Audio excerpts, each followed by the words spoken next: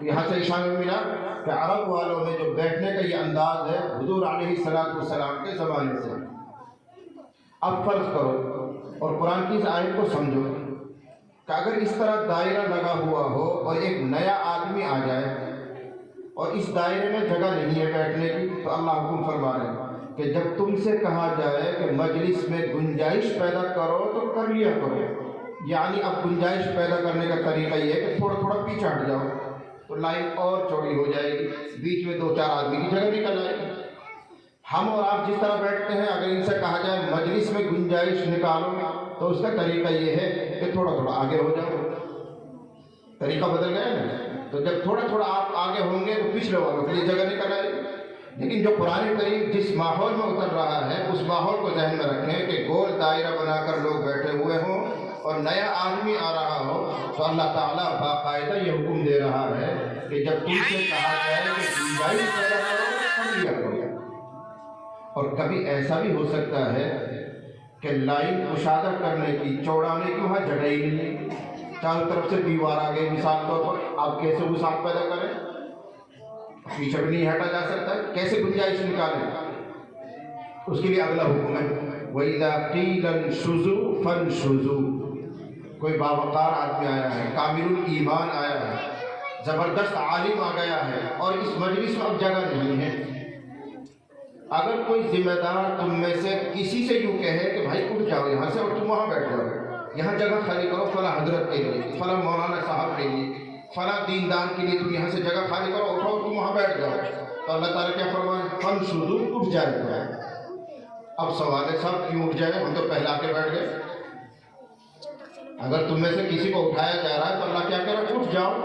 سوال یہ کہ کیوں اٹھ جائیں؟ ہم تو پہلے سے آ کے بیٹھے ہوئے ہیں۔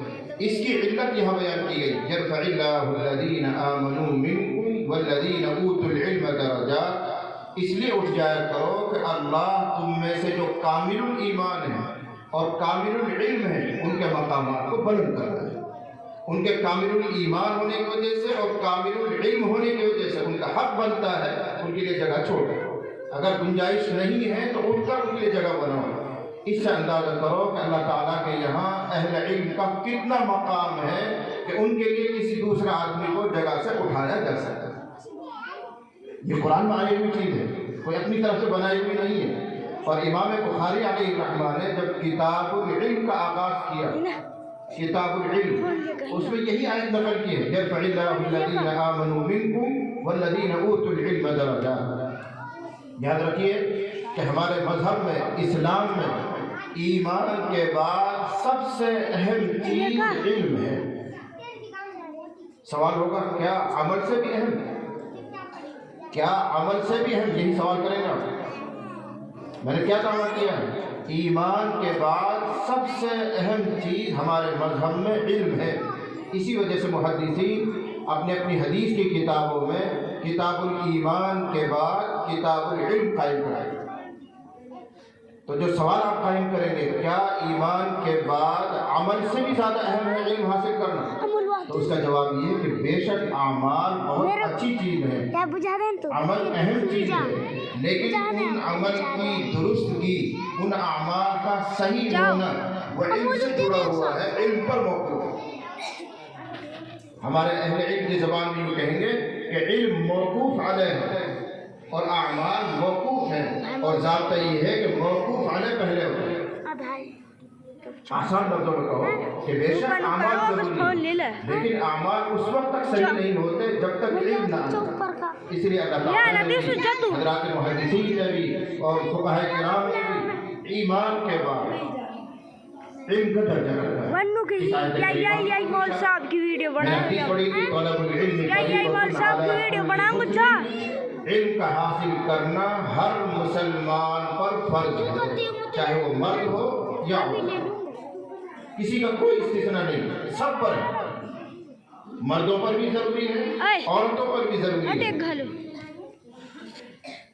عورتوں پر بھی ضروری ہے۔ دیکھو صحابیات میں حضرت صلی اللہ علیہ وسلم کے زمانے میں صحابیات ہوتی تھی، ان میں باقاعدہ مفتیاں تھیں، عالمہ تھیں، جو عورتوں کے ضروری اور نجی جو مسائل ہوتے تھے وہ مفتیاں ہی ان کو بتایا کرتی۔ صحابیات بیان کرتی ہیں کہ ان میں سے بعض صحابیات کو بیماری لاحق ہو جاتی ہے، اس کو ہماری عربی زبان میں اور علمی زبان میں استحاضہ کہتے ہیں، ہماری میواتی زبان میں کہتے ہیں پیر ویر چلنا کیا کہتے ہیں۔ تو یہ کچھ عورتوں کی نجی بیماریاں ہیں، تو کس زمانے میں وہ حیض کا خون ہے اور کس زمانے میں ان کو پاک مانا جائے، باقاعدہ صحابیات چل کر حضرت عائشہ رضی اللہ عنہ کے پاس آیا کرتی تھی اور معلومات لیتی تھی، اپنے خون وغیرہ کا رنگ دکھا کر استفتاء کرتی تھی، فتویٰ معلوم کرتی تھی۔ اب اگر عورتوں میں پڑھی ہوئی نہ ہو، عالمہ نہ ہو، مفتیہ نہ ہو، تو ان کے نجی مسائل کون بیان کرے؟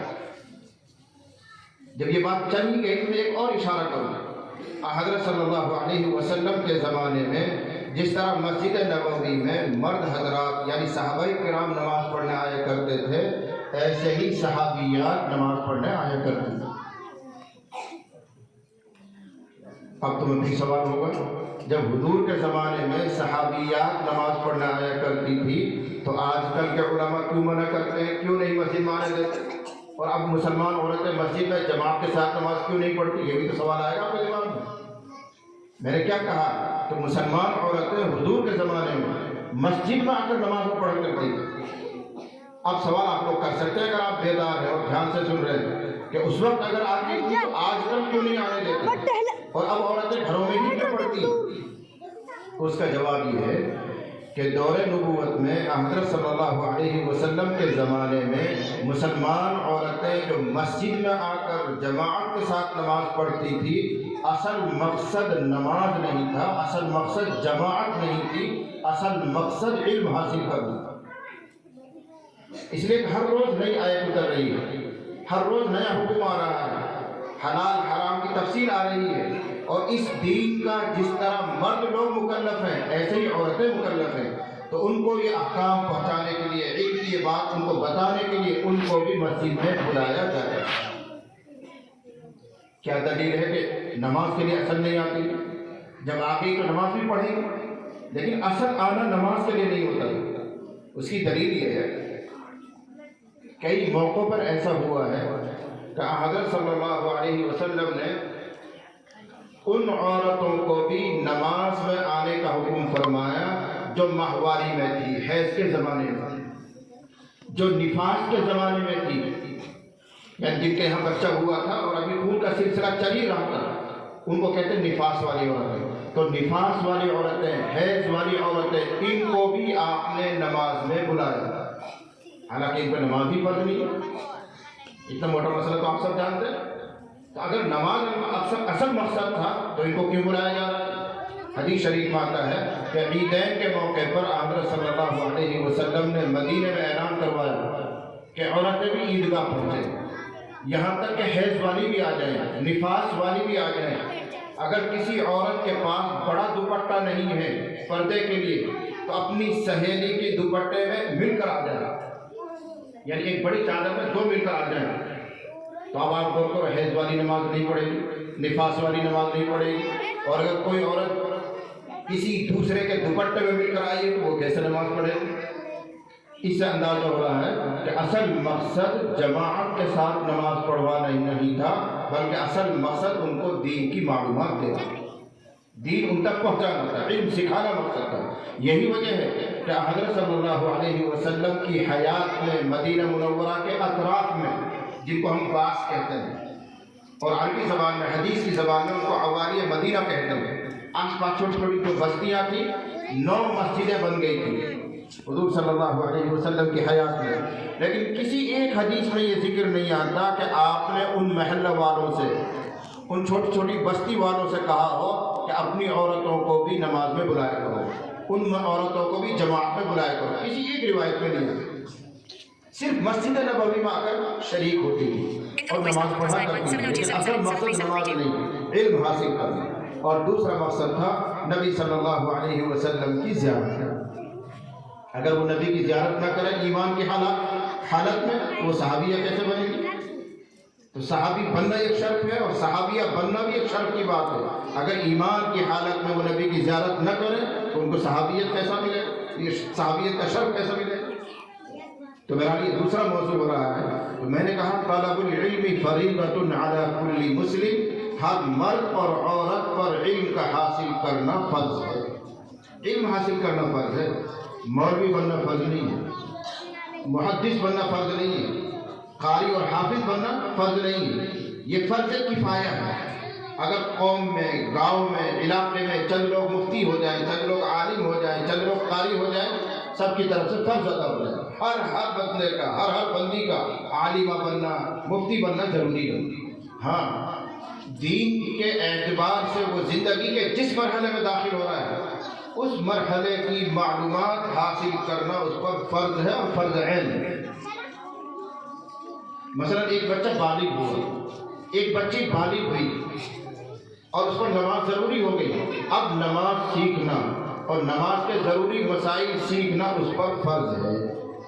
مولانا بننا فرض نہیں, مفتی بننا فرض نہیں, لیکن اب اس نماز کے مسائل سیکھنا فرض ہے. پھر وہ اور بڑا ہوا, شادی کے قابل ہوا, شادی کرے گا. اب شادی کے مسائل, اس کی جانکاری لینا اس کے ذمہ فرض ہے. کاروبار شروع کر دیا, مالدار ہو گیا, اب زکوٰۃ کے مسائل سیکھنا فرض ہے. یہ مطلب ہے اس حدیث کا, طلب العلم فریضۃ علی کل مسلم.